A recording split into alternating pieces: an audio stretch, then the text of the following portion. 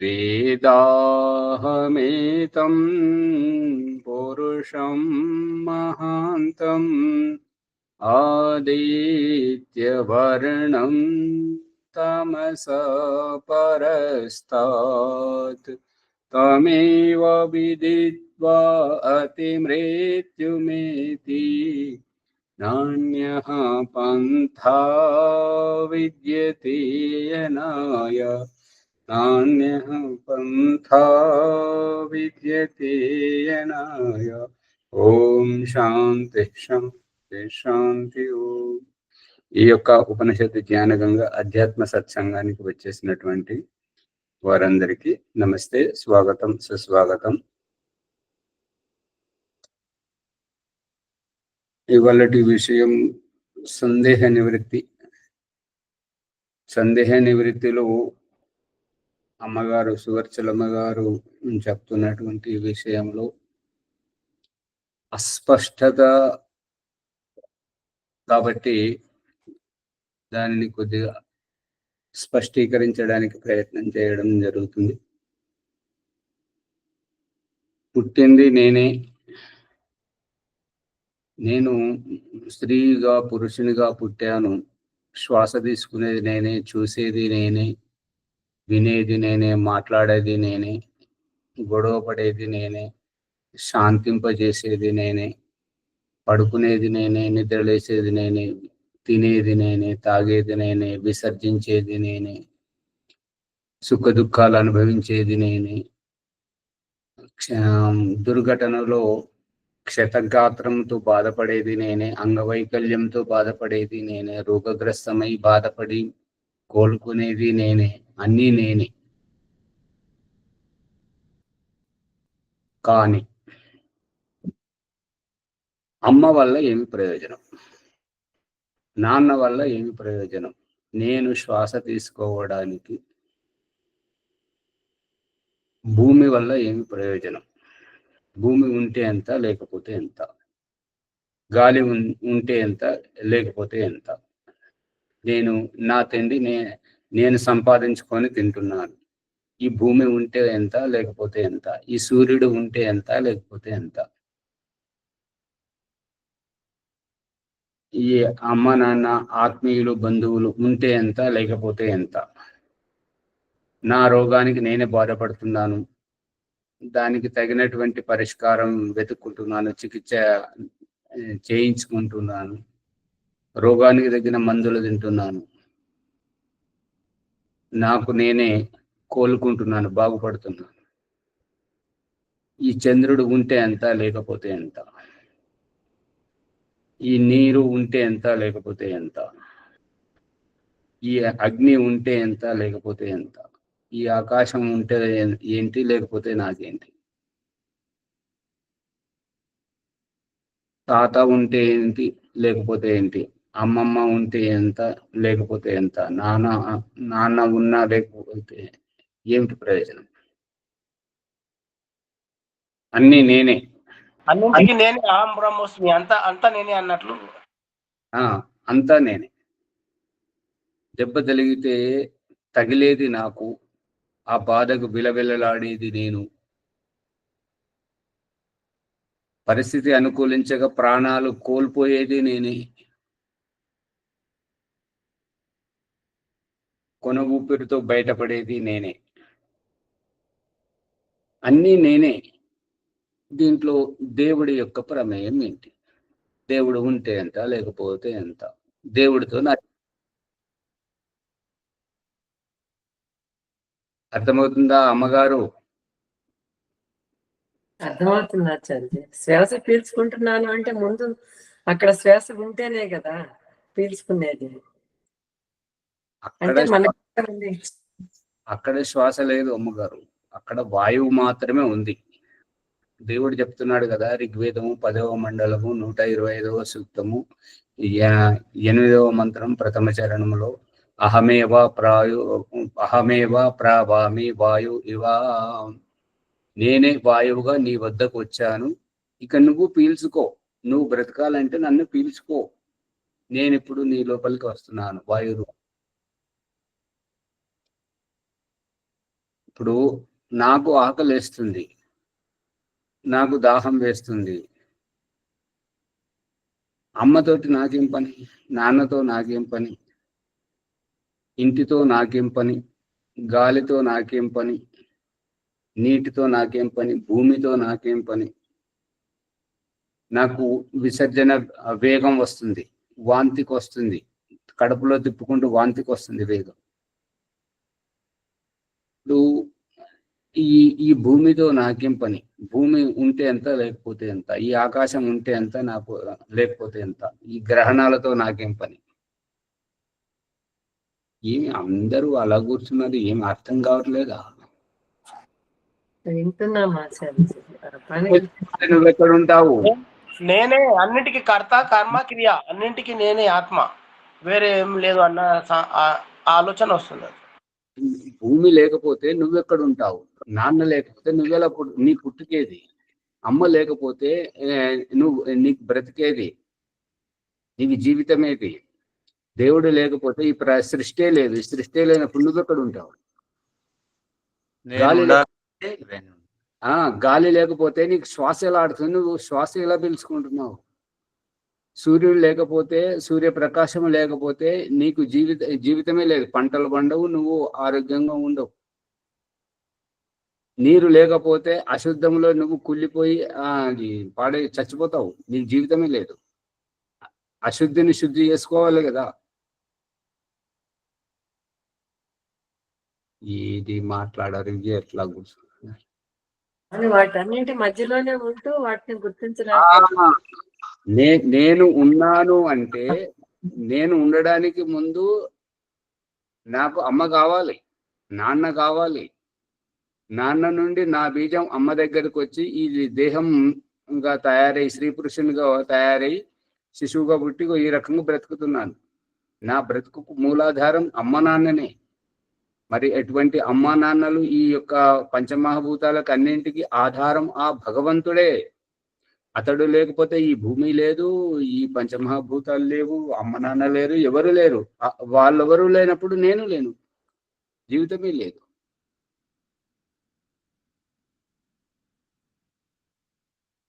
అందరూ బాగుండాలి, అందరిలో నేను ఉండాలి.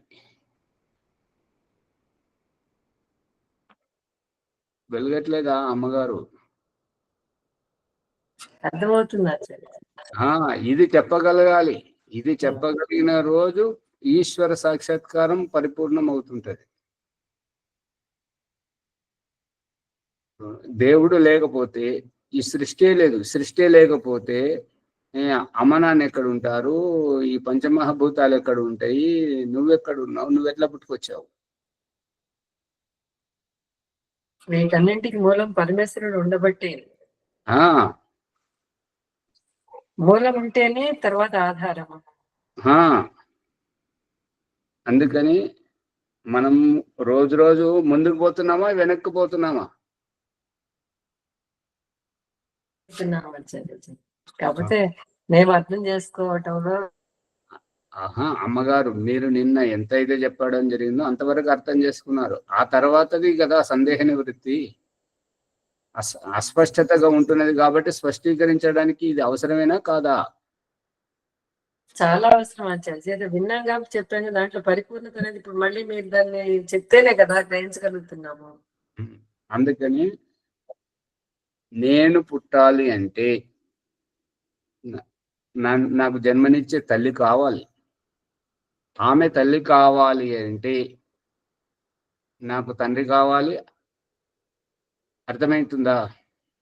తల్లిదండ్రి ఉంటేనే నేను పుట్టగలుగుతాను. మరి ఆ తల్లిదండ్రి పుట్టాలంటే వాళ్ళ అమ్మ నాన్న వాళ్ళ అంటే సృష్టి ఆరంభంలో భగవంతుడు ఈ యొక్క ప్రాణి జాతులను పుట్టించడం. భగవంతుడు ఉంటేనే ఇక సృష్టి ఉంది. సృష్టిలో ఈ యొక్క పంచమహాభూతాలతోటే అన్నౌషధులతోటి ఈ యొక్క స్త్రీ పురుష జన్మ. ఆ జన్మలో నేను కొన్ని నేను పుట్టాను అంటే నాకు అమ్మ ఎంత అవసరము, నాన్న అంతే అవసరం. నా అమ్మ నాన్న ఎంత అవసరము, గురువు తెలివితేటలకు గురువు అంతే అవసరం. అమ్మ నాన్న గురువు ఎంత అవసరమో అంతే ఆత్మీయులు, బంధువులు, మిత్రులు, శత్రువులు అందరూ అవసరమే. అందరూ ఉంటేనే అందరిలో నేనుంటాను. వాళ్ళెవరూ లేకపోతే నేననేది నాకెలా తెలుస్తుంది?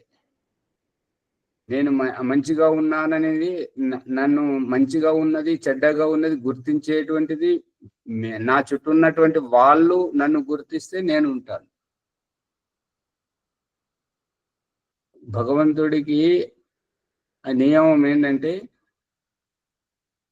నాలో ఏ సామర్థ్యం ఉందనేది ఎలా తెలుస్తుంది అంటే, ఏమైనా చేస్తేనే తెలుస్తుంది కదా. అందుకని ఈ సృష్టి వ్యవస్థ చేస్తుంటాడు అన్నట్టుగా.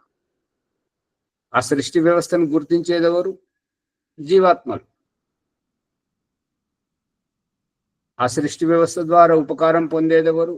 జీవాత్మలు. అందుకని భగవంతుడు తప్పనిసరిగా, భగవంతుడు లేకపోతే సూర్యుడు లేడు, చంద్రుడు లేదు, భూమి లేదు. సూర్య చంద్రుడు లేకపోతే భూమి లేదు, భూమి లేకపోతే మనకు జీవితం లేదు, ఆధారమే లేదు.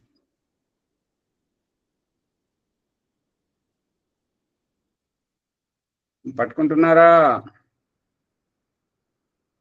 అర్థమవుతుంది ఆచార్య, పట్టుకుంటున్నా. అందుకని ఈ యొక్క శ్వాస, నీ శ్వాస నువ్వే తీసుకుంటున్నావు, నువ్వు లోపలికి పీల్చుకుంటున్నావు. కానీ నువ్వు పీల్చుకునే కంటే ముందు నీ దగ్గరికి ఆ శ్వాస, ఆ వాయువు ఎలా వచ్చింది? ఆ వాయువు ఉండాలి కదా నువ్వు పీల్చుకోవడానికి. నువ్వు శుచి శుభ్రతగా ఉండాలంటే ఆ నీరు ఉండాలి కదా. నీరే లేకపోతే,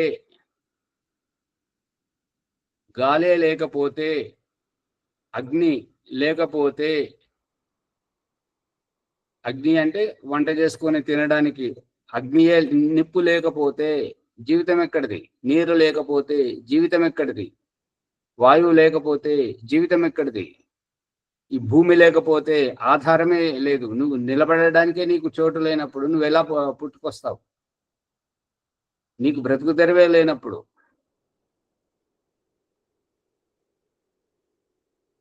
అందుకని ఈ యొక్క బ్రతుకు తెరువును, పంచమహాభూతముల ద్వారా బ్రతుకు తెరువును పుట్టించినటువంటిది భగవంతుడు. ఈ రహస్యాన్ని ఎలా తెలుసుకోవాలి అని అంటే, మొలకెత్తినటువంటి విత్తనంలోంచి వచ్చినటువంటి మొలకకు చిగురిస్తేనే ఈ యొక్క వృక్ష వనస్పతి కనిపిస్తుంది. ఆ వృక్ష వనస్పతి ఏ రకనైతే పుష్పించి ఫలిస్తుందో, ఆ యొక్క చెట్టుకు కాసేటువంటి కాయ తొడిమెతో వేలాడుతూ ఉన్నప్పుడు ఆ కాయకు చెట్టు ఆహారాన్ని, అన్నరసపానీయాన్ని ఎలా అందిస్తుంది అంటే తొడిమె ద్వారా అందిస్తుంది. గర్భములో ఉన్నప్పుడు తల్లి శరీరం నుండి ఆ పేగుబంధం ద్వారా గర్భస్థ శిశువుకు అందించి ఈ యొక్క పిండమును ఫలదీకరణ గావింపజేసి జన్మింపజేస్తున్నాడు భగవంతుడు. గర్భంలో ఉన్నప్పుడు నీవు ఆలోచించకపోయినా నీకు ఆహారం ఎలా వస్తుంది, ఎక్కడి నుండి వస్తుంది, నీకు శ్వాస ఎక్కడి నుండి వస్తుంది, నువ్వు ఎలా బ్రతికావు అనేది నీకు అవసరం లేదు. అది నేను చూసుకుంటాను. కానీ బయటకు వచ్చాక, తల్లి నుండి పేగుబంధం పెంచనైన తర్వాత నువ్వు ఆలోచించగలిగి, నువ్వు తీసుకునే శ్వాస స్వచ్ఛంగా ఉందా?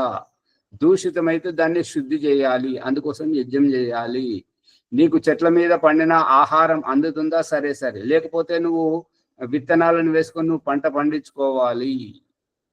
నీరు, వర్షం నీరుతో నీకు సరిపోతుందా? సరే, లేదంటే నువ్వు బావులు తవ్వుకోవాలి, బోర్లు వేసుకోవాలి, పంప్ సెట్, ఈ బోరింగులు, నదులు, ఇవి సెలయేరులు ఏర్పాటు చేసుకోవాలి. ఇది నువ్వు ఆలోచించుకోవాలి.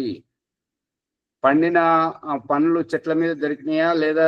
సరే, లేదంటే పచ్చి వాటిని తెంచుకొని నువ్వు ఉడికించుకొని తినాలి. నీకు నిప్పు అవసరం.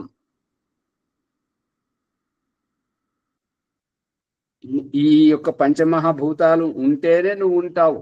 పంచమహాభూతాలు ఈశ్వరుని ఆశ్రయించి ఉన్నవి. ఈశ్వరుడు సృష్టించాడు. ఈ యొక్క అండపిండ బ్రహ్మాండాలన్నీ ఈశ్వరునిలో ఉన్నవి. అంతేగాని నా పుట్టుక నేను పుడుతున్నాను, నా శ్వాస నేను తీసుకుంటున్నాను, నా ఆకలి దప్పికలు నేను తీర్చుకుంటున్నాను, నా మలమూత్ర విసర్జన నేను విసర్జించుకుంటున్నాను, నా సుఖ దుఃఖాలు నేను చూసుకుంటున్నానంటే నీకు ఈ యొక్క పంచమహాభూతాలు లేకుండా, ఈ తల్లి లేకుండా, తండ్రి లేకుండా ఈ నీ అస్తిత్వమే లేదు.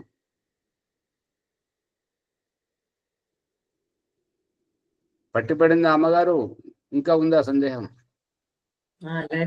అర్థమవుతుంది. మళ్ళీ మళ్ళీ వినండి, ఇది చాలా లోతుగా వస్తుంది. దేవుడు దేవుడు అంటే దేవుడు ఊరికి కళ్ళకు కనబడేవాడు దేవుడు కాదు.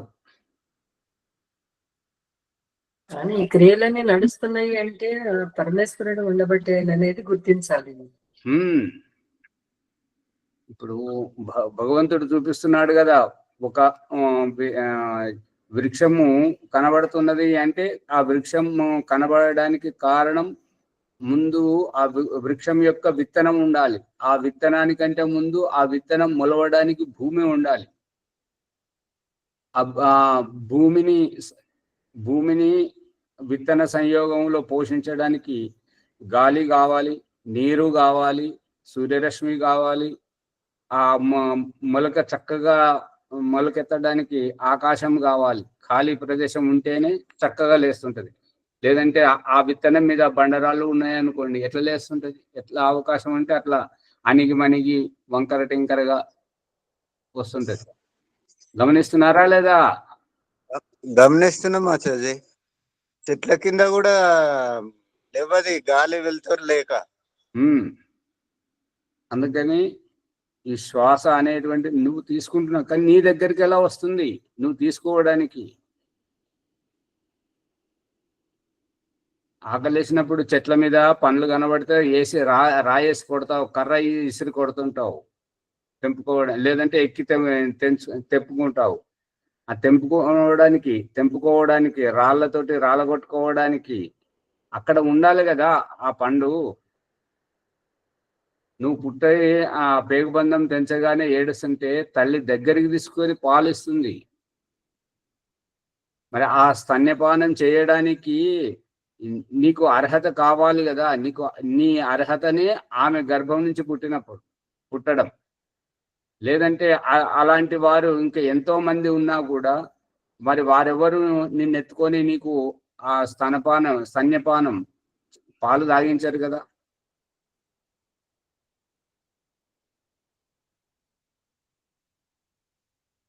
నీ యొక్క సుఖ దుఃఖము కానీ ఏదైనా సరే, నీకు మా మలమూత్రము వచ్చినా లేదంటే కడుపును వచ్చినా ఏదైనా కూడా వేరే వాళ్ళకు అర్థం కాదు.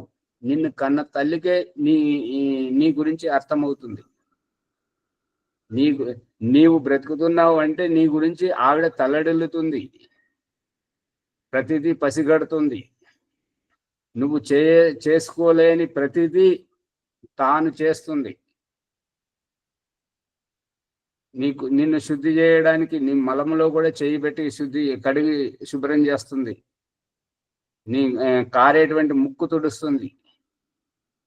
ఆమె అన్ని ఓర్చుకున్నది కాబట్టి నువ్వు ఉండగలుగుతున్నావు. ఆమె నిన్ను అతని మలంలో నేనెందుకు చేయబెట్టాలి అని అన్నప్పుడు, లేదంటే వేరే ఇతర వర్గం వారు పుట్టినటువంటి శిశువుకు పాలిస్తే యవ్వనం పోతుంది అనేటువంటి ఆ భావజాలం కలిగి ఉన్నట్టయితే నీకు ఆహారం లేక నువ్వు బ్రతికేవాడివే కాదు కదా. నువ్వు బ్రతుకుతున్నావు అని అంటే అమ్మ నాన్న అవసరమే, ఇల్లు అవసరమే, చుట్టుపక్కల ఆత్మీయులు బంధువులు అవసరమే. నీ కాలక్షేపం గురించి నువ్వు బ్రతుకుతున్నావు. నీ యొక్క ఉనికి ఉండాలి అంటే నీకు ఆధారం భూమి. నువ్వు నిలవడానికి, పడుకోవడానికి, ఉండడానికి భూమి కావాలి. శుద్ధి చేసుకోవడానికి నీరు కావాలి. నువ్వు ఎదగడానికి ఆకాశం కావాలి. నువ్వు తినడానికి, వంట చేసుకోవడానికి నిప్పు కావాలి. ఇవన్నీ పుట్టించిన వాడు భగవంతుడు. అతడు లేకపోతే ఇవేవీ లేవు, ఇవేవీ లేకపోతే నువ్వే లేవు.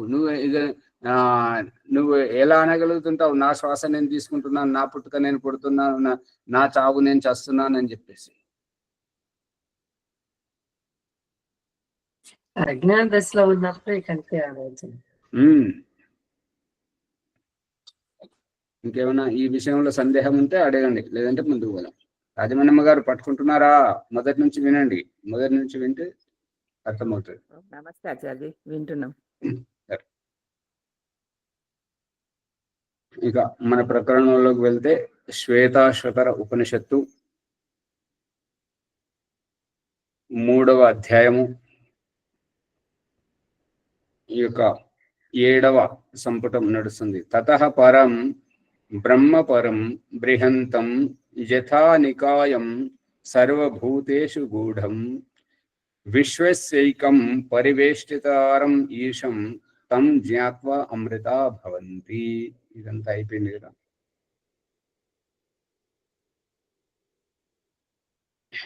అన్నింటికంటే స్థూలమైనటువంటి వాడు, అన్నింటికంటే సూక్ష్మాతి సూక్ష్మంగా ఉన్నటువంటి వాడు, అమీబా కంటే సూక్ష్మమైనటువంటి వాడు, డైనోసార్ అదొక రాక్షస బల్లి, దానికంటే కూడా పెద్ద ఏదైనా వాడు, ఈ యొక్క సూర్యచంద్ర నక్షత్ర ఈ గోళాలన్నింటినీ తనలో ఇముడ్చుకున్నటువంటి వాడు.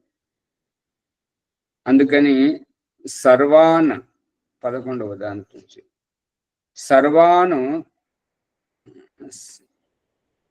సర్వ అనన శిరోగ్రీవ సర్వభూత గుహాశయ సర్వవ్యాపి సా భగవాన్ తస్మాత్ సర్వగతః శివః. సర్వ ఆనన శిర, అన్నింటిలో సుఖపూర్వకంగా ఉన్నటువంటి శిర గ్రీవ భూత సర్వభూత గుహాశయ, అన్ని ప్రాణుల లోపట, ఇప్పుడు అన్ని 84 లక్షల జన్మల లోపల జీవాత్మ ఉన్నది. జీవాత్మ లోపల పరమాత్మ, జీవాత్మ లోపల పరమాత్మ. మరియు ఈ జీవాత్మలన్నీ ఏ ఏ గ్రహములో ఉన్నాయో అటువంటి గ్రహాలన్నింటినీ తనలో ఇమర్చుకున్నటువంటి వాడు, అన్నింటికంటే చిన్నవాడు, అన్నింటికంటే పెద్దవాడు ఆ యొక్క పరమేశ్వరుడు. సర్వవ్యాపి, అతడు అంతటా ఉన్నాడు. సా భగవాన్ తస్మాత్ సర్వగతః శివః, అన్నింటిలో ప్రవేశించి ఉన్నాడు కాబట్టి ఈ యొక్క శివం సౌఖ్యం మంగళం శుభప్రదంగా ఈ యొక్క వ్యవస్థ కనిపిస్తుంది. మహాన్ ప్రభుర్వై పురుషః సత్వస్యేష ప్రవర్తకః సునిర్మలామిమాం ప్రాప్తిమీశానో జ్యోతిరవ్యయ. ఈ యొక్క మహాన్ ప్రభు, ఆ పరమేశ్వరుడు ఎటువంటి వాడు అంటే గొప్పవాడు, మహాన్ గొప్పవాడు. ఎంత గొప్పవాడు అంటే ఇక అతన్ని తులనాడడానికి పోల్చడానికి ఇంకొక ఉనికియే లేదు, అంతటి గొప్పవాడు. అటువంటి ప్రభువు వై పురుష, ఈ పురుషుని రూపంలో ఉన్నాడు. సత్వస్య ఏషః ప్రవర్తక, ఈ యొక్క సత్వం యొక్క ఏష ప్రవర్తక, ఈ సత్వాలను జీవమాత్రలను అన్నింటినీ ఉనికిలోకి తెచ్చినటువంటి వాడు. ఇప్పుడు ఏ రకంగానైతే ఈ బ్రహ్మాండంలో చూపిస్తున్నటువంటి పరమేశ్వరుని యొక్క కార్యము, పిండ సృష్టి లోపల తండ్రి ఈ సంతానమును అన్నింటికి సంతానము అందరినీ ఉనికిలో జన్మింపజేయడం, విత్తనముగా శుక్రకణముగా గర్భధానము చేయడం, సంతానాన్ని కనడం, అంటే లేని వారిని ఉనికిలోకి తీసుకురావడం, పుట్టింపజేయడం, ఈ తండ్రి చేస్తున్నటువంటిదే. ఈ యొక్క శరీరముగా ఉన్నటువంటి స్థూల శరీరంగా ఉన్నటువంటి తండ్రి స్థూల శరీరధారులైనటువంటి సంతానాలను పుట్టిస్తున్నాడు, లేని వారిని పుట్టిస్తున్నాడు. అదే విధంగా బ్రహ్మాండము లోపల పరమేశ్వరుడు అభౌతికంగా ఉండి, తాను అభౌతికంగా ఉండి తన అభౌతికమైనటువంటి దేహము నుండి అభౌతికమయమైనటువంటి జీవాత్మలను ఏ రకంగానైతే పుట్టించాడో, అతడు సూక్ష్మంగా పుట్టించాడు. ఈ యొక్క తండ్రి పిండ సృష్టి లోపల తండ్రి స్థూలంగా ఉంటున్నాడు, దేహధారి అయి ఉన్నాడు. కాబట్టి దేహధారులైనటువంటి సంతానాన్ని పుట్టిస్తున్నాడు, అంటే లేని వారిని పుట్టించడం. అంతటి గొప్పవాడు. అతడు ఏష ప్రవర్తక, ఈ యొక్క సృష్టిని అంతటిని నడిపిస్తున్నటువంటి వాడు. సునిర్మలాం ఇమాం ప్రాప్తిం ఈశానో జ్యోతిరవ్యయ. సుష్టు నిర్మల సునిర్మల అంటే చాలా అద్భుతంగా నిర్మలమైనటువంటి ఇమాం ప్రాప్తిం ఈశానో జ్యోతిరవ్యయ. ఈ ఓం ప్రకాష్ కు కొన్ని సందర్భాలు విచిత్రమైనటువంటి చూసిన అర్థం కాకపోయేసరికి చాలా తికమక్కగా ఆలోచిస్తుండేటువంటి వాడు. ఇప్పుడు ఒక్కొక్కటి అర్థమవుతున్నాయి. ఏంటంటే కొన్ని సందర్భాల్లో కాశీలో విశ్వనాథుని దర్శనానికి పోయి తొక్కిసలాటలో కొంతమంది చనిపోయారు.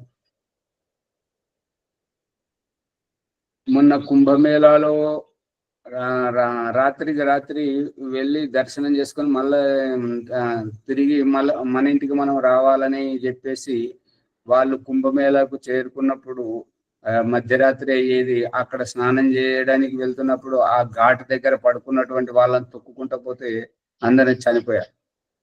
ఈ చనిపోయినటువంటిది అందరికీ తెలిస్తే అది మేళా సంపన్నం కాదు. కాబట్టి అది సంపన్నం కావాలంటే ఈ చనిపోయినటువంటి వాళ్ళని తీసేసి కాలు చేతులు వాళ్ళను హాస్పిటల్కి పంపించి ఆ చనిపోయినటువంటి వాళ్ళను వాళ్ళ బంధువులకు అప్పగించడం, ఎవరు లేనటువంటి వారికి ఆ శ్మశానానికి తీసుకెళ్లి అక్కడ అంతిమ సంస్కారం చేసేయడం ద్వారా తర్వాత వచ్చేటువంటి వారికి అక్కడ శాంతంగా నిర్మలంగానే ఉంటుంటది.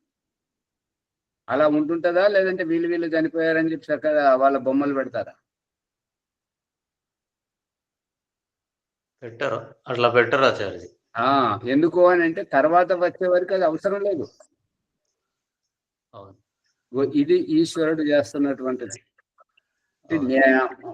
ముందు వచ్చినటువంటి వాళ్ళు ముందు అది లైన్ లో నిలబడుతుంటారు కదా పంక్తిబద్ధంగా. బస్సులో అక్కడ లైన్ గా రమ్మని చెప్పేసి క్యూ పద్ధతిని పాటించండి. ఒకరి తర్వాత ఒకరు రేషన్ కార్డు దగ్గర కానివ్వండి, ఇంకా సినిమా టికెట్ల దగ్గర కానివ్వండి, ఇంకా రిజర్వేషన్ రైల్వే విమానం రిజర్వేషన్ దగ్గర కానివ్వండి, ఒకరి తర్వాత ఒకరు లైన్.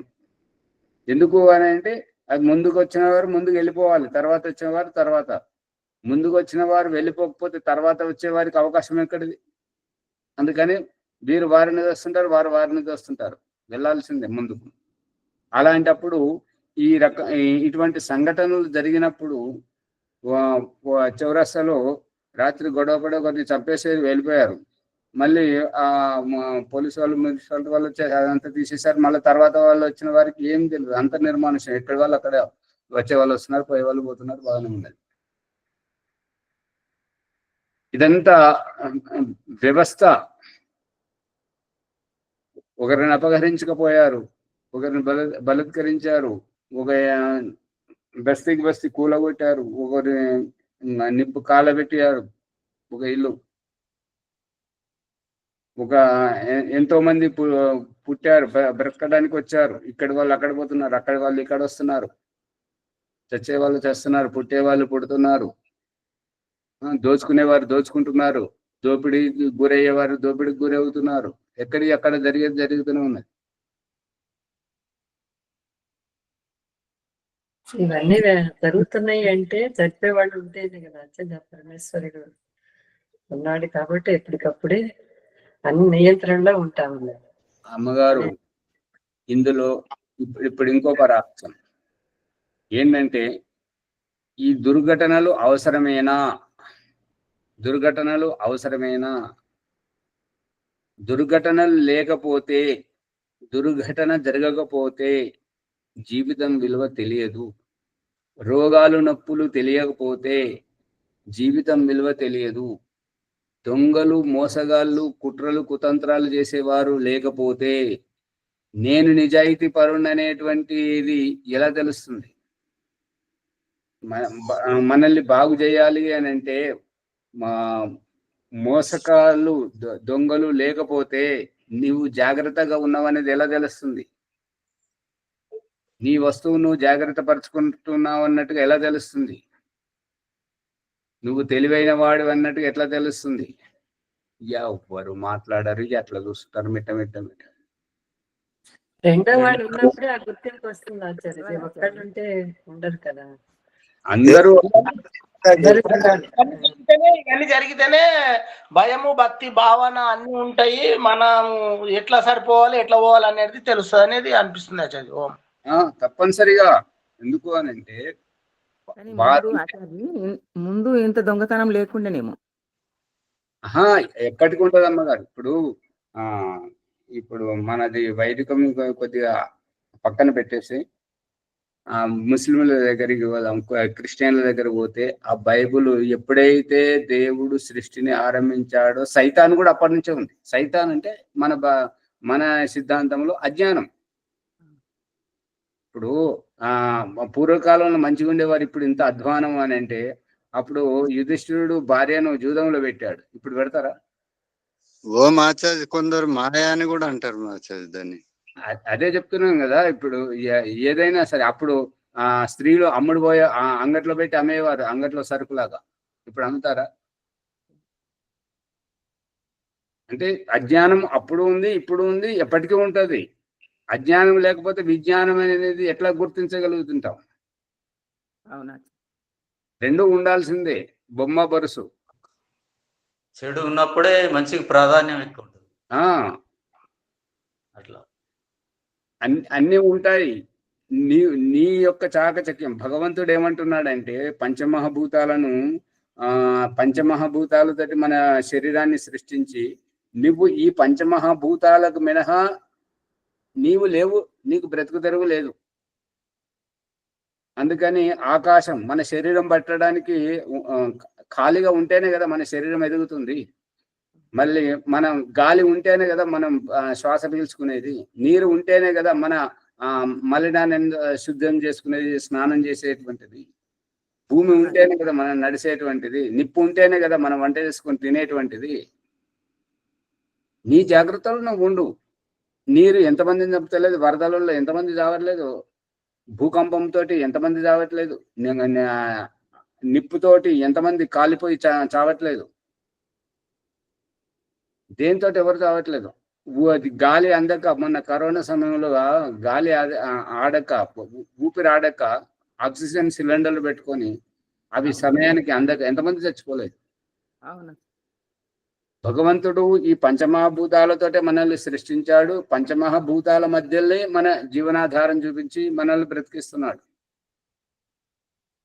ఇవన్నీ గుర్తించక నా పుట్టుక నేను పుడుతున్నాను, నా ఆకలి దప్పికలు నేను తీర్చుకుంటున్నాను, నా చావు నేను చస్తున్నాను, ఇంట్లో దేవుడే ఉన్నాడు, దేవుడు లేడు, దయ్యం లేదు, ఏది లేదు అనే ఇట్లా మూర్ఖంగా మాట్లాడితే ఎట్లయితుంది? కానీ అమ్మగారు స్పష్టమైందా లేదా?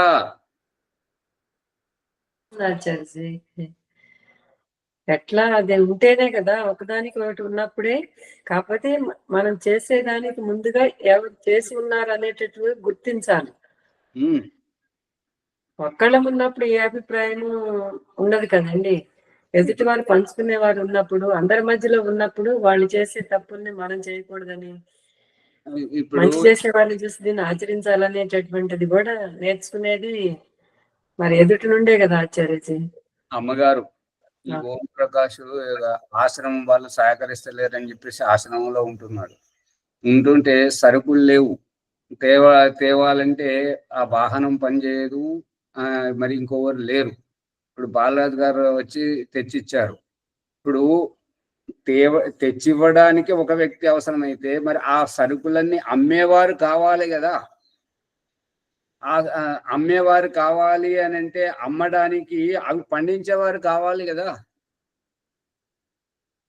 ఒకరితో ఒకరికి అనుబంధం అది ఒకటి తరం, ఒకదానికి ఒకటి ఇంకోటి ఉంటేనే ఆచార్యజీ అవినాభావ సంబంధం. మరి అన్ని పనులు ఎలా అవుతాయి? ఒక్కరు చేయగలిగింది కాదు కదా.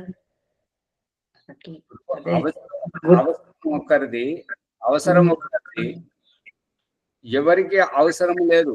తినేవారికి అవసరమే, తెచ్చిచ్చేవారు సేవ చేస్తున్నారు. కానీ అమ్మేవారు వారి భార్య పిల్లల్ని పోషించుకోవడం, పండించేవారు వారి భార్య పిల్లల్ని పోషించుకోవడానికి కుటుంబానికి సహకారంగా పండించేవారు ఉన్నారు. ఆజీవిక కోసం అందరూ ఎవరి పనులు వాళ్ళు చేయవలసిందే. కాకపోతే జీవాత్మ కర్తవ్యం అన్నమాట అది. అందరూ ఉంటేనే నేనున్నాను, నేను ఒక్కడిని ఉన్నాను అని అంటే అది కాదు కదా. అమ్మగారు మాట్లాడే ఆతృతలో మూలాన్ని మర్చిపోతున్నారు. గర్భంలో ఉన్నప్పుడు గర్భంలో నిన్న మొన్న వారు ప్రభాకర్ గారు చెప్తున్నారు, ప్రభాకర్ గారు భీమరావు గారు 40 రోజులు ఈ యొక్క అన్నం ద్వారా శుక్రం తయారు కావడానికి మనం తినేటువంటి అన్నము రక్తం అన్న రసం కనబడే రూపాన్ని ఒలిసేసిన తర్వాత అన్న రసం నుంచి రక్తం నుంచి మాంసం నుంచి మధ్య నుంచి మేద నుంచి అస్థి నుంచి శుక్రం తయారు కావడానికి 40 రోజుల సమయం పడుతుంది. ఆ రకంగా తయారైనప్పుడు ఇక్కడ ఏది లేకపోతే ఇప్పుడు కనబడేదే అన్నం అని అనుకుంటున్నప్పుడు ఆ కనబడేదాన్ని ఒలిసిన తర్వాత కనబడే రూపం పోయింది. మరి రసాన్ని పట్టుకుంటే ఆ రసం కూడా రక్తంగా మారుతుంది, ఆ రక్తం మాంసంగా మారుతుంది, మాంసం మధ్యగా మారుతుంది, మధ్య వీర్యముగా మారుతుంది, మధ్య అస్థిగా మారుతుంది, అస్థి మధ్య వీర్యముగా మారుతుంది. ఆ వీర్యం పురుష శరీరం నుండి గర్భాశయానికి రాగానే అక్కడ పిండముగా తయారవుతుంది. అన్ని మార్పు చెందుతూనే ఉన్నాయి, ఏది లేదు. మరి ఆ మార్పు చెందాలి అని అంటే, పరివర్తనం కావాలి అంటే ఇంకొకటి అవసరమే కదా. ఒకటి కోల్పోతే ఇంకొకటి అవసరమే ఆచార్య. మరి ఇప్పుడు నాస్తికులు మాట్లాడేది ఏంటంటే దేవుడు లేడు, దెయ్యం లేదు, ఏది లేదు, ఇదంతా రసాయన క్రియ జరుగుతుంది వృక్ష వనస్పతులు తోటి. ఇక మనమేమో ఇప్పుడు మొన్న మహబూబ్ నగర్ లో కూడా అతను అన్నాడు, మరి ఓం ప్రకాష్ చదువుకునే గురుకులంలో ఇంకొక అతను కూడా అన్నాడు, మనం పుట్టడానికి వాళ్ళిద్దరూ పెళ్లి చేసుకున్నారు, యవ్వనంలో ఉన్నారు, వాళ్ళు కలిశారు, స్త్రీ పురుషులు కలిశారు, అమ్మనాన్న కలిశారు, మనం పుట్టాం అంతే. వాళ్ళు కలవకపోతే మనం ఎందుకు పుడతాము? ఇది వినడానికి మూర్ఖంగా ఉంటుంటది భాష, కానీ కాదనలేం. ఇప్పుడు మీరు ఆదర్శంగా అయినా సరే, లేదంటే మూర్ఖంగా అయినా సరే, లేదంటే ఇంకక్కడ బలత్కారంగా అయినా సరే, ఏదైనా సరే స్త్రీ పురుషుల కలయికతోటి మనం పుట్టుకొచ్చాం. పుట్టిన తర్వాత ఇంకా మన శ్వాస మనం తీసుకుంటున్నాం, మన ఆకలి దప్పికలు మనం తీర్చుకుంటున్నాం, మన మలమూత్ర విసర్జన మనం తీర్చుకొని మన సుఖ దుఃఖాలు మనం అనుభవిస్తున్నాం. అది ఏదైనా దుర్ఘటన జరిగితే క్షత విక్షతంతో బాధపడుతున్నది మనమే, రోగంతో బాధపడుతున్నది మనమే, మళ్ళీ మంచిగా అవుతున్నది మనమే. అన్ని మనమే చేసుకున్నప్పుడు ఇక్కడ దేవుడి యొక్క ప్రయోజనం ఏంటి, దేవుడు ఎక్కడున్నాడు అని అన్నప్పుడు ఇదంతా చెప్పాల్సి వస్తుంది. అమ్మగారు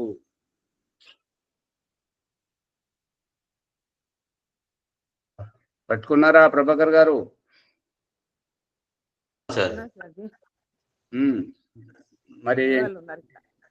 మరి ఇది కూడా ఇంకా అసంపూర్ణంగానే ఇంకా లోతుగా వస్తుంది, ఇంతే ప్రత్యక్షంగా. అదే వెళ్తున్న కొద్ది ఇంకా దాంట్లోదే వస్తూనే ఉంటుంది కదా. జీవితాలే బ్రతకాలంటే ఇవన్నీ ఉండి తీరాల్సింది. మరి మరో రకంగా భావించకపోతే ఓం ప్రకాష్ తన గురించి చెప్పుకునేది మిడిమిడి జ్ఞానంతో ఇప్పుడిప్పుడు కళ్ళు తెరుస్తుంది అన్నది దీని గురించే. కానీ మా వరలక్ష్మి అమ్మగారు అయితే నాకు ఈశ్వర సాక్షాత్కారం అయిపోయింది అని దానికి ఆ తొందరపాటు మంచిది కాదు. అంతవరకు అట్లా మాట అనకండి, నేను సాక్షాత్కారం అయిందని మీకు ఎవరైనప్పుడు నాకు ఇక్కడ అవుతుంది, నువ్వు చెప్పండి ఆచార్య మాట.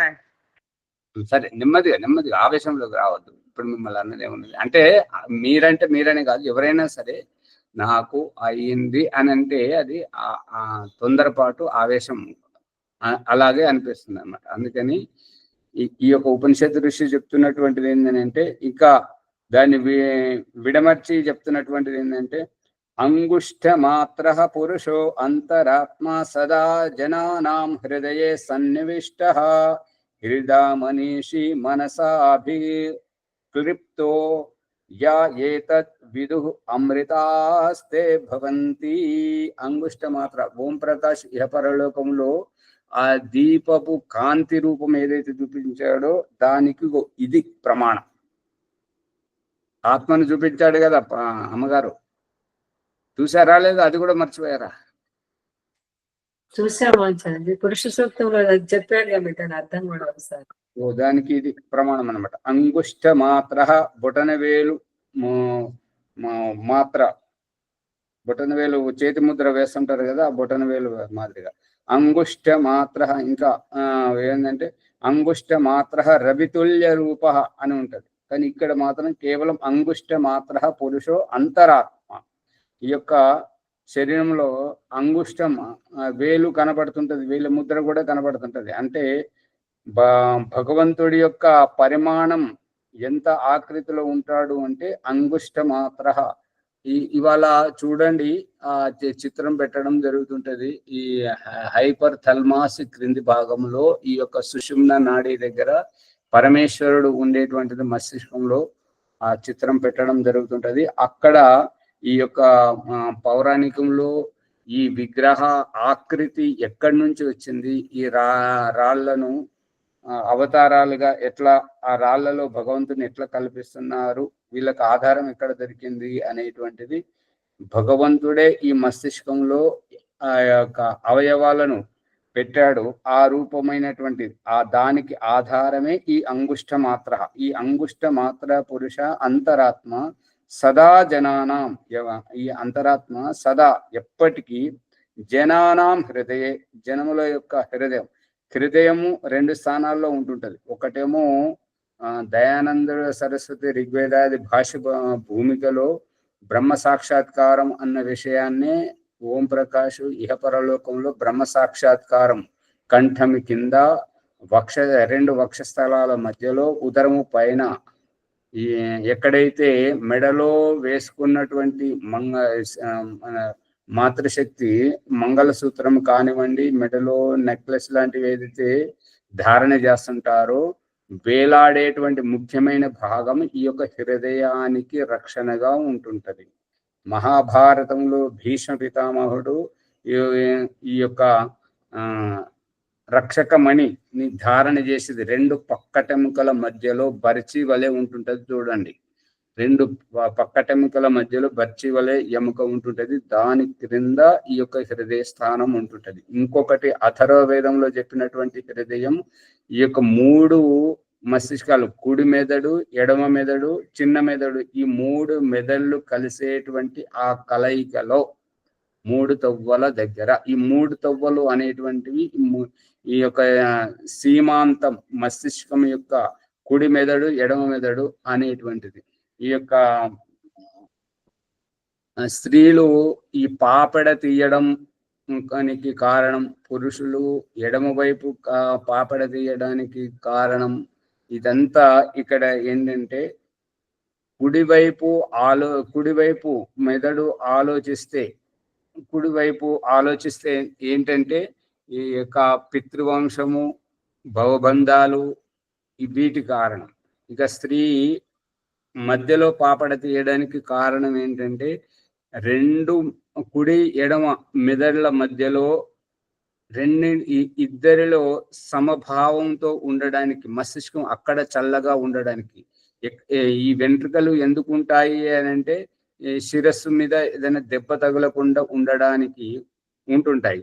మరి ఈ ఎడమ వైపు పురుషులు పాపడ తీయడానికి కారణం ఏంటంటే అక్కడ వెంట్రుకలను జరిపేస్తే గాలి తగలడం వల్ల, అంటే ఎక్కడైతే గాలి తగులుతుంటుందో, ఎక్కడైతే వెంట్రుకలు ఇట్లా దువ్వుతుంటుంటారో, ఎక్కడైతే వెంట్రుకలు పడుకొని ఉంటాయో అక్కడ వేడిగా ఉంటుంటది. ఎక్కడైతే వెంట్రుకలను జరిపేసి పాపడగా తీయడం జరుగుతుందో అక్కడ గాలి తగడం వల్ల తేలికగా అవుతుంటది. అందుకే స్నానం చేసేటప్పుడు మొట్టమొదట విజ్ఞానవంతంగా చేసేటువంటి స్నానంలో ఏంటంటే ముందు నాభి క్రింద చెయ్యి పెట్టి బొడ్డులో 72 నాడులు ఉంటుంటాయి కాబట్టి ఆ నాడులలో ఉండే వేడిని చల్లార్చడానికి 1 నిమిషం పాటు నీళ్లు పోయాలి. అది చల్లారిన తర్వాత పాదాల నుంచి తడుపుకుంటూ వచ్చి ఈ యొక్క కుడి భుజం వైపుకు తడవాలి. ఎక్కడెక్కడైతే నీరు పడుతూ ఉంటుంటుందో అక్కడక్కడ వేడి తగ్గిపోతుంటది. ఎక్కడెక్కడైతే వేడి పడదో అక్కడ ఈ యొక్క ఎక్కడి నుంచి అయితే వేడి చల్లారుతుందో ఎక్కడైతే నీరు పడని వైపుకు వేడి పోతుంటది అన్నట్టుగా. ఈ యొక్క స్నానం చేసేటువంటి విధానంలో ఈ వేడిని కింది నుంచి భగవంతుడు కింది నుంచి స్నానం చేయాలని చెప్పేసి మనల్ని నదులలోకి తీసుకెళ్ళి మనం బాత్రూంలోకి వెళ్ళినా కూడా ముందు కాళ్ళే తడిలో పెడుతుంటాము కాబట్టి వేడి అనేటువంటిది పైకి వస్తుంటుంటది.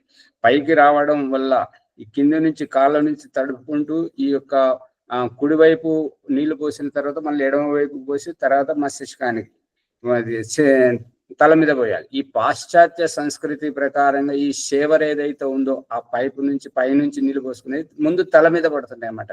వేడిని కిందికి పోతాడు, అది సరైనటువంటిది కాదు. అందుకని ఈ మస్తిష్కంలో ఈ పాపడ తీసేటువంటిది దాని గురించి అక్కడ చల్లగా ఉండాలని, అంటే ఈ స్త్రీలకు వాళ్ళకు శరీరం నుంచి ఈ వేడి వెళ్ళిపోతుంటది కాబట్టి మస్తిష్కానికి కాపాడాలి కాబట్టి వారి శిరస్సు మీద వెంట్రుకలు ఉంచుతుంటారు కాబట్టి కుడి ఎడమ మధ్యలో చల్లగా ఉండాలి, ఇటువైపు కాకుండా. తల్లిదండ్రులను వదిలేసి వచ్చింది కాబట్టి అటువైపు వ్యామోహం ఉండకూడదు. వీళ్ళు కొత్త వాళ్ళు అపరిచితులుగా వచ్చినటువంటి భర్త, అత్తమామలు, ఆడబిడ్డలు వీరి మధ్యలో వారిలో అంతగా తొందరగా పరిచయం ఏర్పడదు. ఇటు కాకుండా ఇద్దరు మధ్యలో ఉండాలి కాబట్టి రెండు పని చేయాలి కాబట్టి ఈ యొక్క మధ్యలో పాపడ తీయడం ఉంటుంటది. ఇక ఈ జుట్టు ఏదైతే ఇక్కడ 3 మెదళ్ళు ఎక్కడైతే కలుస్తుంటాయో ఇక్కడ జుట్టు బ్రహ్మరంధ్రం ఉంటుంటది. ఆ బ్రహ్మరంధ్రం లోపలిది ఈ మస్తిష్కం లోపలి అవయవం చిత్రం ఇవాళ దాంట్లో పెట్టడం జరుగుతుంది. ఆధ్యాత్మిక గ్రూపులో ఉన్నవారు చూడండి. ఈ యొక్క విగ్రహం అనేటువంటిది అక్కడ వచ్చింది. ఈ అంగుష్ట మాత్ర రూపం అథర్వవేదం చెప్పినటువంటిది ఇది అక్కడ ఉన్నటువంటిది. సమయం ఏమో పరిగెడుతుంది, అసలు అయిన విషయం వచ్చేసరికి సమయం పరిగెడుతుంది. రేపు దీని తర్వాత చెప్తాం. ఇక వరలక్ష్మి గారు ఏదో చెప్పాలని ఆపుకుంటున్నారు కాబట్టి రేపు చెప్పండి అమ్మగారు, లేదంటే అది రాసుకుని రండి. ఆతృతలో మరి ఒకటి చెప్పాలనుకుని ఒకటి చెప్తున్నారు కదా, అది లోపల వేగం అంతా పోవాలి. శాంతంగా ఉన్నప్పుడే మన మనసులోని భావం అనేటువంటిది బయటకు వస్తుంటది. సరే, మీరు ఏది చెప్పాలని చెప్పండి, రేపు చెప్పండి. ఇప్పుడు సమయం అయిపోయింది కాబట్టి ముని గారు పనిలో ఉన్నట్టున్నారు, మరి రాలేదు. ప్రభాకర్ గారు లేదంటే శ్యామలయ్య గారు ముందుకు నడిపించండి. అర్థమవుతుందా చెప్పింది? ఎవరికి వినబడట్లేదు, అందరూ ఊరికే కూర్చుంటున్నారు. అర్థమవుతుంది. చాలా విషయాలు వస్తున్నాయి, ఇన్ని విషయాలు ఉంటాయని తెలియదు. వింటుంటేనే కదండి రుచి తెలిసేది, అట్లాగే వింటున్నాం కాబట్టి ఒకటి సరే ముందుకు తీసుకెళ్తారా మరి ఉన్నాను. ఇంత విషయం ఉంటుందని తెలియదు. సంధ్యోపాసన ఈ ఎపిసోడ్ అందరూ లైక్ చేయండి, షేర్ చేయండి. ఎందుకంటే అత్యంత ముఖ్యమైన విషయాలు, భగవంతుని సృష్టి నిర్మాణం ప్రతి ఒక్కటి మానవ జీవితానికి అవసరం అనేది విషయం స్పష్టమైంది. ఏది లేకున్నా మానవ జీవితం ముందుకు అడిగేయడానికి వీలే లేదు. అందుకే భగవంతుడు ఒక వ్యవస్థ చేసి మనకిచ్చి మనల్ని ముందుకు నడిపిస్తున్నాడనే విషయాలు ఎన్నో మనకు ఆచార్య గారు ఇక్కడ చూపించారు. కాబట్టి ఈ విషయాల్ని అందరికీ షేర్ చేయండి. తర్వాత ఈరోజు సంధ్యోపాసన, ఈరోజు నాదే ప్రభాకర్ గారు, సువర్చలము గారు సంధ్యోపాసన చేయిస్తారు. బ్రహ్మయజ్ఞము వైద్య సంధ్యోపాసన. ఓం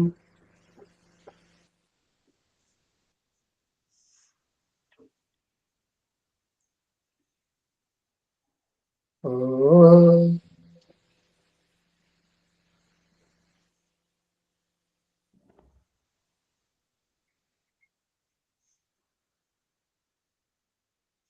ఓం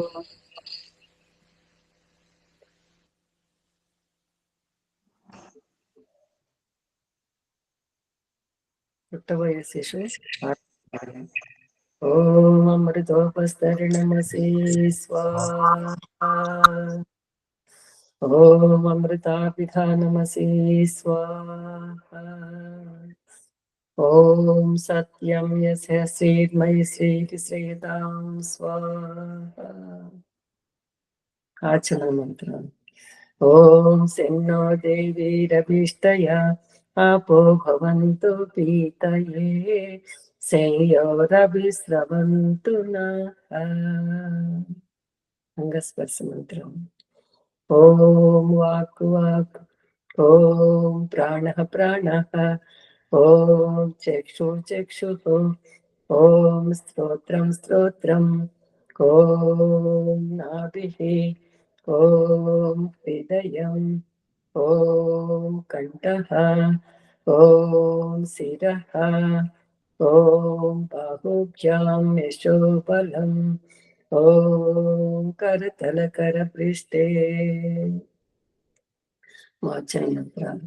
ఓం భూః పునాతు శిరసి, ఓం భువః పునాతు నేత్రయోః, ఓం స్వః పునాతు కంఠే, ఓం మః పునాతు హృదయే, ఓం జనః పునాతు నాభ్యాం, ఓం తపః పునాతు పాదయోః, ఓం సత్యం పునాతు పునః శిరసి, ఓం ఖం బ్రహ్మా. జీవాత్మ ప్రార్థన అన్నమాట. ఓం ఖం బ్రహ్మ. ఓ సర్వవ్యాపక పరమేశ్వర, పునాతు సర్వత్ర ఈ సంకుచిత శారీరక పింజరం నుండి అధిగమించి ఆకాశంలో అంతటా వ్యాపించి నా ఈశ్వరానుభూతిని పొందటం అష్ట చక్రముల ప్రమాణం. అష్ట చక్ర నవ ద్వారా దేవానాం పూరయోధ్య తస్యాం హిరణ్యయే కోసే స్వర్గో జ్యోతిషావృత. అంటే స్వర్గమయ 8 చక్రాలు 9 రంధ్రాలు ఇంద్రియాల అయోధ్య అంటే యుద్ధం చేయదగిన పురము. అందులో స్వర్గం అనే స్వర్ణమయ ఆవాసం జ్యోతితో ఆవరించి ఉంది. 7 అంతస్తుల అంతరయాత్ర. ఓం భూహు సహస్రార చక్రం ప్రాణధారణ చేయటం, జీవం పోసుకోవటం. ఓం భువః ఆజ్ఞా చక్రం త్యాగభావంతో దుఃఖ విముక్తిని పొందటం. ఓం స్వహ విశుద్ధి చక్రము అనాసక్త ఆత్మసుఖ స్వరూపావస్థ. ఓం మహః అనాహత చక్రము పరధ్యాన తన్మయత్వ పరమాత్మ భావము. ఓం జనః మణిపూర చక్రము అమృతస్య నాభిః. ప్రసవములో శిశువు తెచ్చుకున్న పేగుబంధం వలె ఆ పరమాత్మతో ఈ ఆధ్యాత్మిక సాధిక జీవాత్మ గల అవినాభావ సంబంధం అని ఈ జానే ప్రాదుర్భావ జనః నాకు యొక్క అభిప్రాయం. ఓం తపః స్వాధిష్టాన చక్రం దేహం క్రింద వైపు నుండి కనపడని ఆత్మను పైకి పొగను వ్యవహారికంగా చూపటం. అంటే తోలుపిస్తూరుతో మాయాగుండుని పేర్చి ముక్కుకు వాసన దేహ ఆత్మకు తెలియచేయటం గమనార్థం. ఈ దృష్టాంతరాన్ని ఓం సత్యం మూలాధార చక్రం సత్యం జ్ఞానం అనంతం బ్రహ్మ. తైత్రోపనిషత్తు. జ్ఞానము సత్యము బ్రహ్మ అనంతము. శరీర రహిత ముక్త జీవాత్మ బ్రహ్మ పరమాత్మలో ఉంటుంది. ఆ ముక్తాత్మకు ప్రాపంచిక సుఖ దుఃఖముల స్పర్శ సంపర్కము అభావములో ఆనందమగ్నమై ఉంటుంది. ఈ విధంగా యథా పంచావతిష్టంతే జ్ఞానాన్ని మనసా సహా బుద్ధిస్థిన విచేష్టతే తమాకు పరమాంగతి. కఠోపనిషత్తు. శుద్ధ మనసుతో పాటు పంచేంద్రియాలు ప్రాణం జీవితంతో ఉంటాయి. మరియు బుద్ధి అంటే ప్రారబ్ధం పరిష్కరించబడిన ఆత్మ నిర్మలము స్థిర చిత్తముతో ఉంటుంది. దీనినే పరిమితి అనగా మోక్షం అంటారు. ఇది సంచోపాసన ప్రథమోచ్ఛ్వాస. అదా సంచోపాసన ద్వితీయోచ్ఛ్వాస. నిన్న ప్రారంభించిన సంధ్యోపాసన సఫలమైన వారు ఉపర్యుక్త పురుషార్థములో తరించిపోయారు. కాబట్టి ఈ అకమర్షణ పాపనివృత్తి తాపత్రయం వారిది కాదు. అందులో అసఫలమై ఇక మీదట సఫలం అవ్వాలనే వారి తహతకులాట. మరియు ఎప్పుడో వెళ్ళిన వారు తే బ్రహ్మలోకే లోకేహ పరాంతకాలే పరామృతాత్ పరముచ్యంతి సర్వే. ముండకోపనిషత్తు. బ్రహ్మానందాన్ని ఉపభోగించి మహాకల్పం తరువాత పునః ముక్తి సుఖాన్ని ఏవగించి పునరాగమనం. అగమర్షణ ప్రకరణ. జీవితం చివరికి సందేశం ఏంటంటే, జీవితంలో తప్పు చేసేవారు దుఃఖ జన్మ ప్రవృత్తి దోష విద్య అజ్ఞానముతో అసంతృప్తి నుండి దిగజారి భౌతిక స్థలం నుండి దిగజారటం, దుఃఖ నివృత్తిని బట్టి పాప నివృత్తి, స్వార్థ సుఖాన్ని బట్టి కుట్ర కుతంత్రాలు, అధ్యాత్మ జ్ఞానముల అధాపతనం, జన్మ కులబుద్ధి ఏకీభావం, అట్టడుగు వర్గాల ఆత్మకోదాన నిర్లక్ష్యం. ఇక దిగజారేటికి అవకాశమే లేని అట్టడుగు స్థాయి నుండి ఆత్మకోన్మితి గావించుకొని జీవన్ముక్తి అవస్థకు సంప్రాప్తించుకోవటం మన జీవితం యొక్క సార్థకత.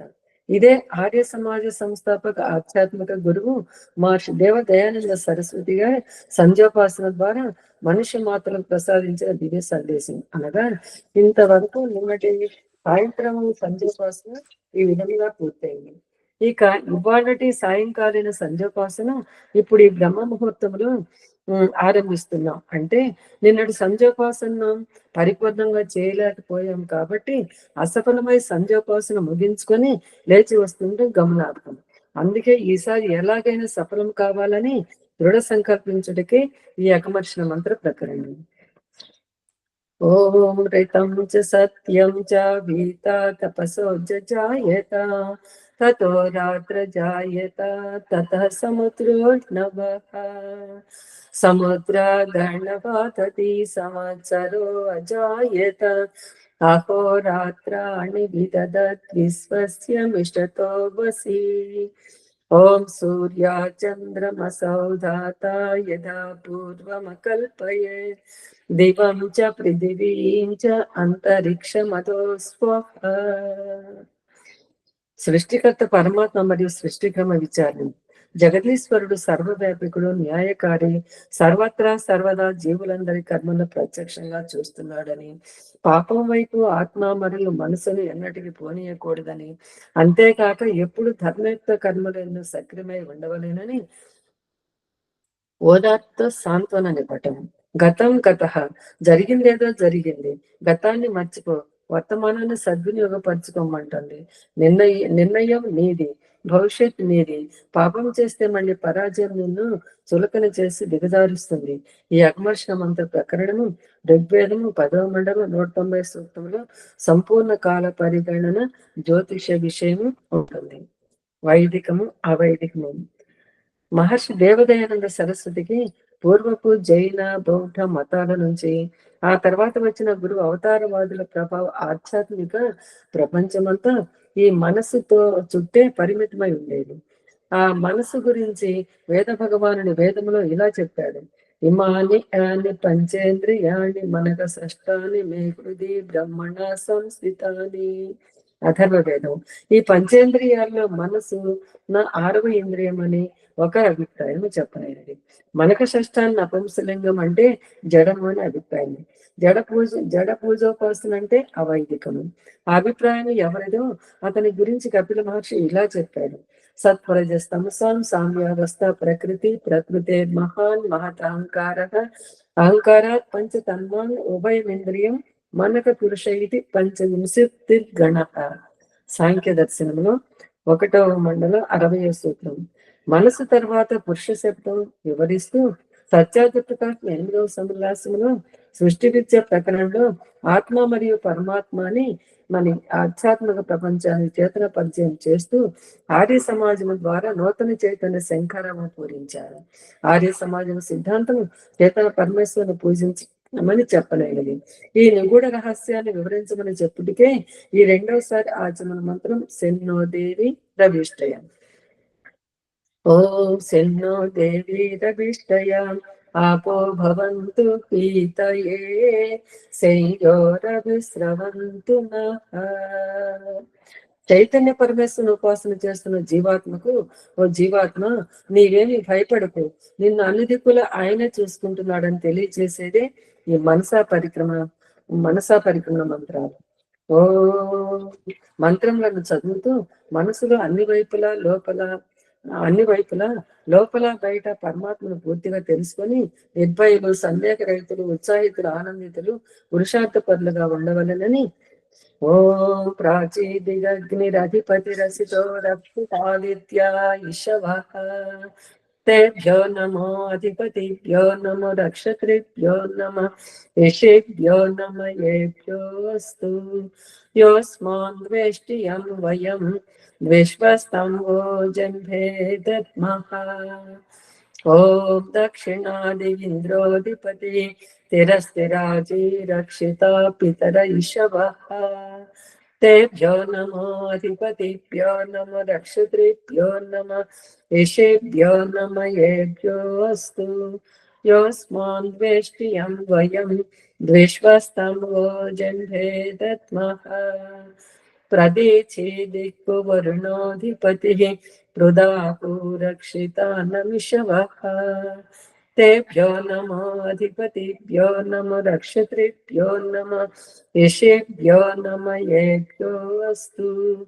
योऽस्मान् द्वेष्टियं वयं विश्वस्तं वो जन्मे दद्मः उदीचि दिक्कु सोमोऽधिपतिः स्वजो रक्षिता शनिरिषवः तेभ्यो नमो अधिपतिभ्यो नमो रक्षत्रिभ्यो नमः ऋषिभ्यो नमः येभ्योऽस्तु योऽस्मान् द्वेष्टियं वयं विश्वस्तं वो जन्मे दद्मः ध्रुवादिको विष्णुरधिपतिः कल्माषग्रीवो रक्षिता वीरुदैषवः तेभ्यो नमो अधिपतिभ्यो नमः रक्षत्रिभ्यो नमः ऋषिभ्यो नमः येभ्योऽस्तु योऽस्मान् द्वेष्टियं वयं विश्वस्तं वो जन्मे दद्मः ऊर्ध्वादिक्पु बृहस्पतिरधिपतिः श्रित्रो रक्षिता वर्षमिषवः तेभ्यो नमो अधिपतिभ्यो नमो रक्षत्रिभ्यो नमः ऋषिभ्यो नमः येभ्योऽस्तु योऽस्मान् द्वेष्टियं वयं विश्वस्तं वो जन्मे दद्मः उपस्थानमन्त्र जातवेदसे सुनवाम सोममरातीयतोनी दहाति वेदः स नः पर्षदति दुर्गाणि विश्वानावेव सिन्धुं दुरितात्यग्निः चित्रं देवानामुदगादनेकं चक्षुर्मित्रस्य वरुणस्याग्नेः आप्राध्या वा पृथिवी अन्तरिक्षं सूर्यात्मा जगतस्तशुषश्च उदुत्यं जातवेदसं देवं वहन्ति केतवः दृशे विश्वाय सूर्यम् उद्वयं तमसस्परिस्वाहा पश्यन्त उत्तरं देवं देवत्रा सूर्यमगन्म ज्योतिरुత్తమम् రెండోసారి కూడా అసఫలమైన వారు ప్రాయశ్చిత్త మంత్రంతో तच्चक्षुर्देवहितं पुरस्तात् शुक्रमुच्चरत् पश्येम शरदर्शितं जीवेम शरदर्शितं शृणुयाम शरदर्शितं प्रब्रवाम शरदर्शितं अधीनाः स्याम शरदर्शितं भूयस्य शरदर्शिता ॐ सेन्नो देवी रविष्टया आपो भवन्तु पीतये शय्योरभिस्रवन्तु नः गायत्री ॐ भूर्भुवस्वः तत्सवितुर्वरेण्यं भर्गो देवस्य धीमहि धियो यो नः प्रचोदयात् జగదీశ్వర దయానిదే మీ అనంత కృప వలన నేను చేస్తున్న జప ఉపాసనాది కర్మముల మూలమున ధర్మ అర్ధ కామ మోక్షములని చతుర్విధ పురుషార్థముల సిద్ధిని ఈ జన్మ ఎందే సంప్రాప్తించుకున్నాగాక. ఓం నమ శంభవాయ చ మయోభవాయ చ నమ శంకరాయ చ మయస్కరాయ చ నమ శివాయ చ శివతరాయ చ. ॐ सेन्नो देवी रविष्टया आपो भवन्तो पीतये शय्योरभिस्रवन्तु नः. ॐ शान्तिः शान्तिः शान्तिः. ఇది సంజోపాసన సమాప్తం. ధన్యవాదాలు నాకు అవకాశం ఇచ్చారు. ధన్యవాదాలు సువర్చల మదర్కి. ఈ ఎపిసోడ్ అందరూ షేర్ చేసి సబ్స్క్రైబ్ చేయండి.